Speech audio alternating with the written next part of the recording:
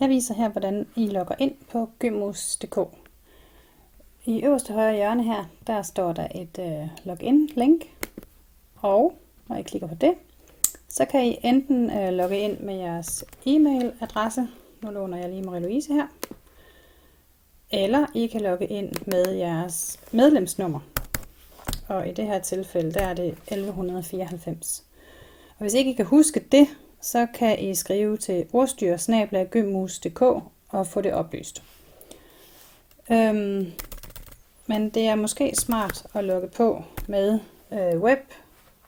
e-mail, for så kan man også lige sikre sig, at det faktisk er den e-mail, man står opført med, som man gerne vil modtage adviseringer på.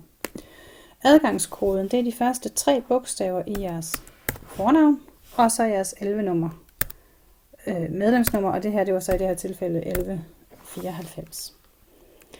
Det ændrer vi, hvis I ikke gider at gå og huske på jeres medlemsnummer, og det viser jeg selvfølgelig nu, hvordan man gør. Nu skal den lige opdatere. Så er jeg logget på som Marie-Louise.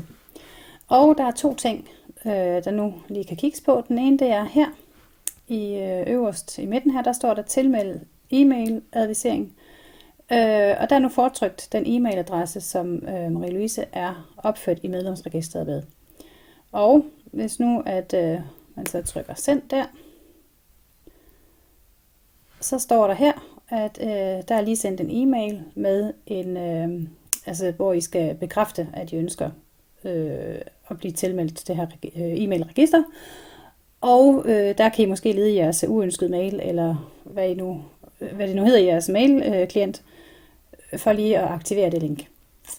Og den anden ting, det er, at herover, hvor man ser hej sammen Marie-Louise Abeltrup Hansen, der kan man nu gå ind og klikke redigere min profil. Og der kan I dels ændre e-mailadresse, hvis nu det var en arbejdsmail eller en anden, I gerne ville modtage på. Eller I kan hernederst indtaste jeres personlige adgangskode. Hvis det for eksempel er en arbejds-e-mail, så er det måske smart at vælge den adgangskode, man også bruger i forbindelse med ens arbejdes mailkonto eller Lectio, eller hvad for nogle systemer I nu er vant til at bruge. Og til sidst opdatere profil. Det eneste vi beder om, hvis I ændrer jeres e-mailadresse her, det er, at I efterfølgende lige går ind og meddeler os, at det har I ændret. Og det gør I, nu er jeg lige tilbage på forsiden på Gymmus her. Det gør I her under medlemmer, og så ind under det, der hedder adresseændring med mere.